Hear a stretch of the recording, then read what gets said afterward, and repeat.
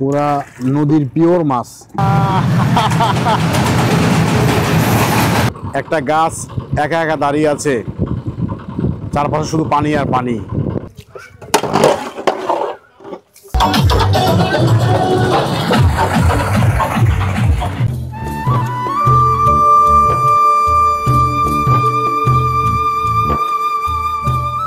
আসসালামু আলাইকুম প্রিয় দর্শক, সবাইকে স্বাগতম। আশা করি সবাই ভালো আছেন। আমি এখন আছি চরণবিলে। গতকালকে রাত্রে আমি ঢাকা থেকে চরণবিলের উদ্দেশ্যে রওনা করেছিলাম। তারপর সন্ধ্যার পরে এখানে যেহেতু এখন বর্ষাকাল, পানি থই থই করছে সব জায়গাতেই, এখন মোটামুটি চাইলেও সঠিক সময়ে নৌকা পাওয়া যায় না। সন্ধ্যার পরে এখানে থাকাটাও রিস্ক, মানুষজনের কোলাহল অনেক কমে যায়। আমি এখন চরণবিলের একটা নদীর মাঝখানে যাচ্ছি। এই সাইডেই দেখেন মানুষ তাদের নিত্য প্রয়োজন সব কাজগুলো করছে নৌকা দিয়ে।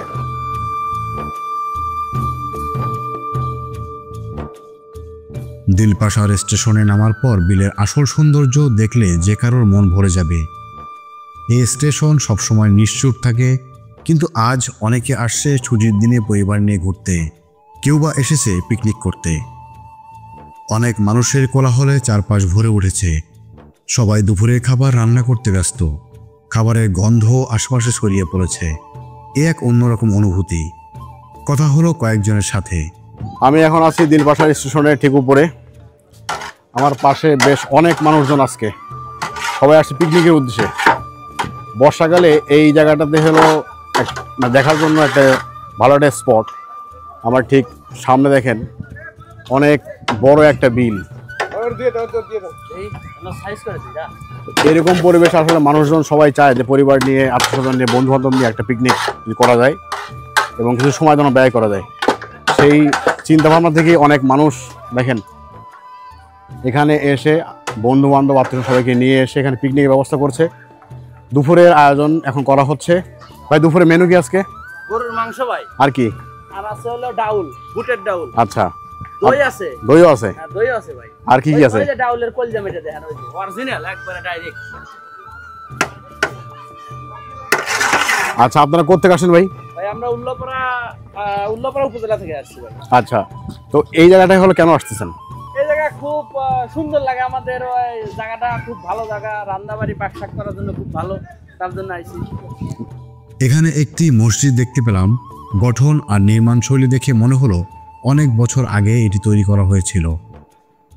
নৌকায় ভ্রমণ করার সময় একটি ট্রেনের দেখা মিলল।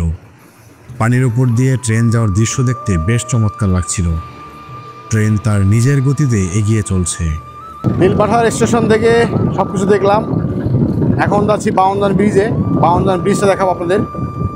আর আজকে বিলের অবস্থা একটু ভয়ঙ্কর, কারণ এখানে অনেক ঢেউ উঠছে। আর এখানকার স্থানীয় মানুষদের কাছে যেটা শুনলাম, এখানে ঢেউ উঠলে নাকি মোটামুটি কোনো অংশে কক্সবাজার থেকে কম না। এটা বলাই যেতে পারে এটি একটি মিনি কক্সবাজার।